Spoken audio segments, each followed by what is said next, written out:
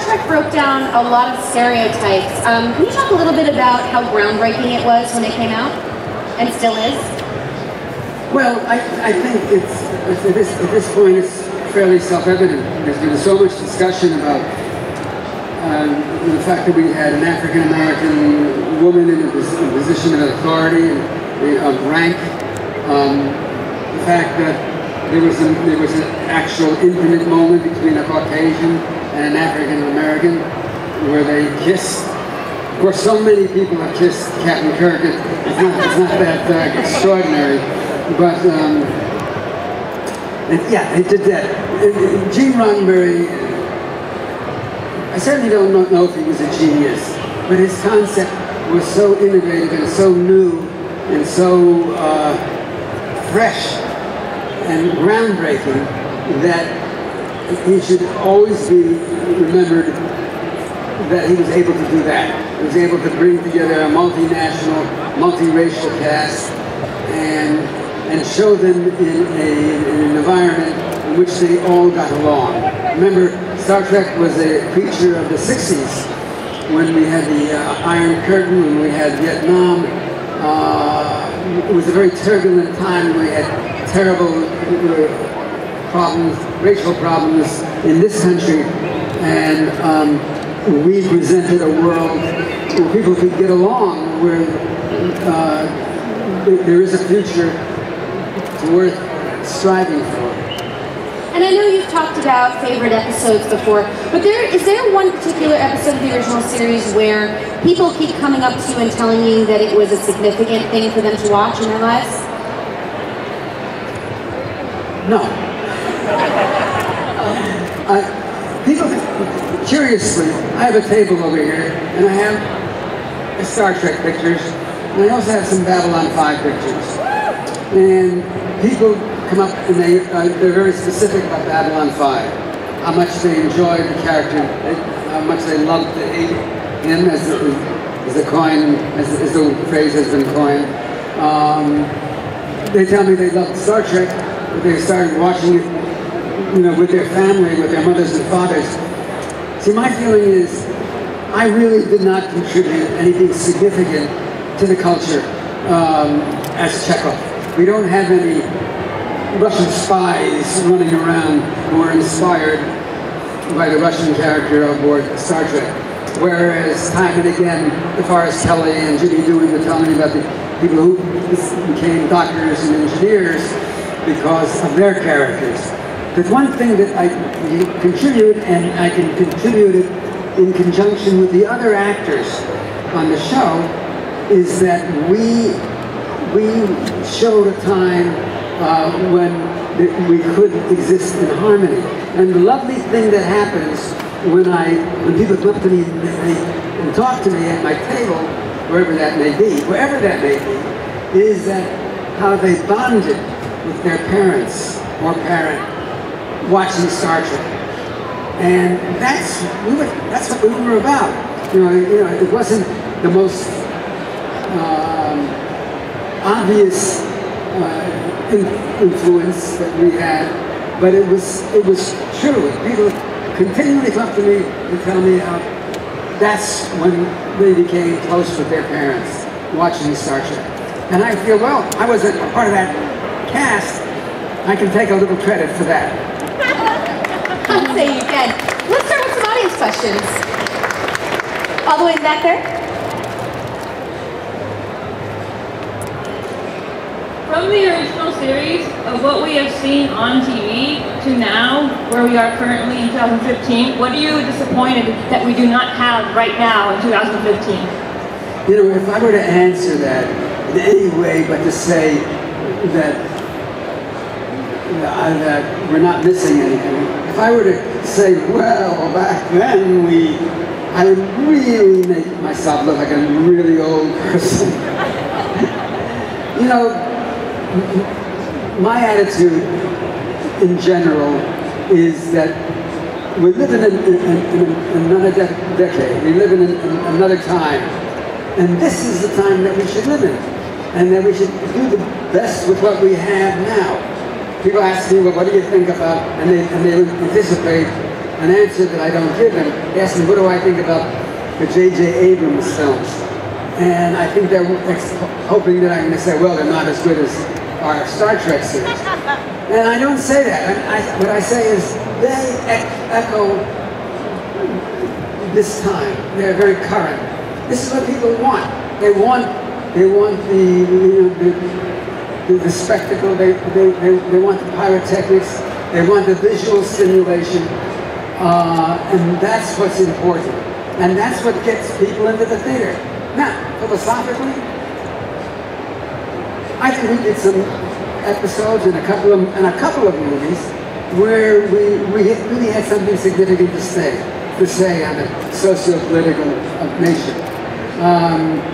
And I think we are to be commended for that. And I think Gene Roddenberry certainly is to be, should have a big pat on the back for that. But I think what I've seen shows on television today that I think are marvelous. I've seen entertainment that I think is terrific. And certainly the technology is now extraordinary. So it's not my platform to say it's not like the old days. You know, the old days are the old days. The old days stand on their own for what they were then. This is now. The only thing that we can bring forward, and we need to continue to bring forward, and you're going to have to bear with me for 30 seconds while I preach, is that we've got to have a better society. We've got to have, a greater humanity as a people. We've got to get to a point where we don't have wars, where that we don't have another Vietnam, that we disengage from the Middle East in terms of the military presence, that our racial heritage, which is so mixed, should be embraced and not in any way should anybody feel alienated.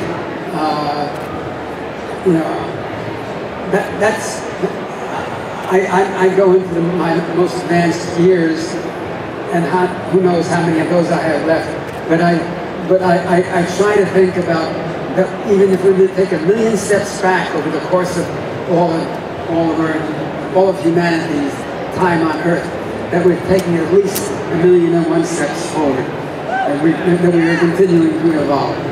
And that's my preaching. I'm done with preaching. I see one right over there. Oh, you, the one who's sitting behind you. Yeah. You. I was trying to run the microphone. Hi. What was, for Chekhov, he easily could have been just a one-dimensional character, but you made him more than that. What was a hidden motivation that wasn't in the script, that wasn't in anything that you discussed with Gene, that you used for your character development? I wish I could give you some profound answer for that. It's something I just felt intuitively, just a character. To give you one brief story, maybe give you a little insight. When I was in drama school, neighborhood playhouse in New York, with incidentally my classmates, Dabney Coleman, James Caan, Brenda Vaccaro, Jessica Walter, Elizabeth Ashley, and Chris Lloyd, were my classmates in the class of '70. Some of you may be old enough to remember those folks, but they're all movie stars. Somebody came up, one of my teachers came up to me. I was playing a part in an episode, we were doing a scene from a play called Golden Boy. And it was about a boxer who also had an eye problem. And I was in the scene, I was playing the boxer. And it was an important scene. And what I grabbed onto was the fact that he had eye impairment. And that's what I played. And the teacher said to me, the singular, most important statement that was ever made to me about acting, and I was able to embrace and use, he says, you project self-pity. You project this feeling of pain. And I didn't resist it. I said, my God, you're absolutely right. So in playing Chekhov, I knew that the first thing I was going to go for was that he was more of an out front character, that he was spunky, that he had fun. I mean, there wasn't that many opportunities. How many ways can you say warp factor 4, you know? Warp factor 4, warp factor 4, warp factor 4. You know, that's about it. Unless you have something you can give me that I can use the next time. But, so I came through with a feeling that be the whole person, not the one that is just sensitive or in pain. Be the whole person that I am, and not be afraid. And so that's what I brought to Chekhov. Right up in front here. Here. I know that Leonard Nimoy had a contentious relationship with his character. I was wondering, did you ever have a contentious relationship with your character as Chekhov? With your character as Chekhov later in life? I know that he didn't want to be recognized for his singular role in one TV show. Right. Well, the question was, for those of you who couldn't hear, a gentleman said that he knew that Leonard Nimoy had a very complicated relationship with the character he played. That there were times when he evidently felt he didn't want to be labeled as Spock, which is certainly understandable.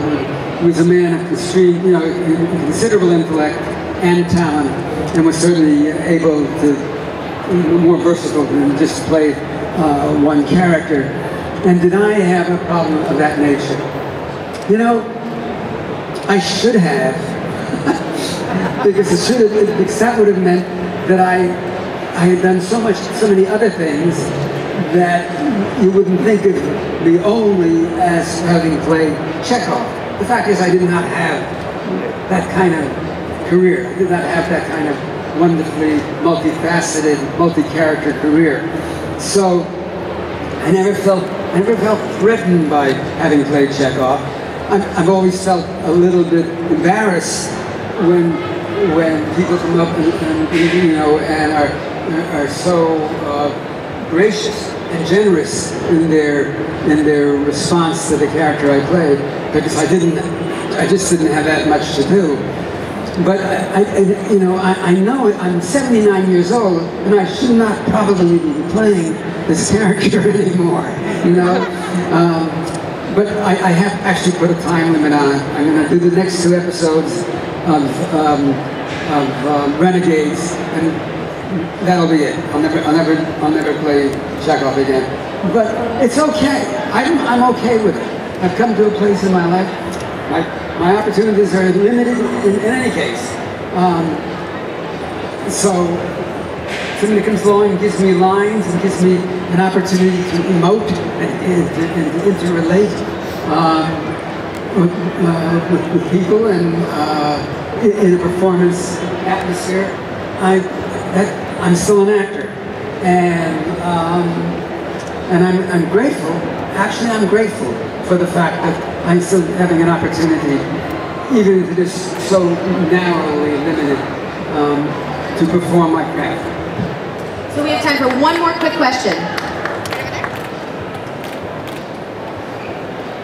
Hi, do you have a favorite memory or blooper, in a sense, of any series, either Star Trek the original or Babylon 5 or anything? It's just so good to see. No. No, nothing ever happened like that. I'll give you a story involving Star Trek, and we can end on this. That does not have anything to do with the set itself, but it has to do with playing that character. Years ago, I had an operation on my knee, and I was told going in that it was going to be a very relatively minor operation, that I'd be on the table for an hour and in recovery for perhaps 48 hours and on crutches for a week or 2, and then I'd be fine. So I went in with that sense. What turned out was that the operation was much more complicated, and I was on the table for several hours, and it turned out that I was on crutches for about 2 months. But I didn't know any of that as I was coming out of the slumber they had put me into, the unconscious state. And of course I had no awareness that among the operating team was a fervent, passionate Star Trek fan. And as my eyes fluttered open, and I looked around, the very first words I heard were from the anesthetist saying, "I got a wee bit of bad news for you, laddie." Thank you.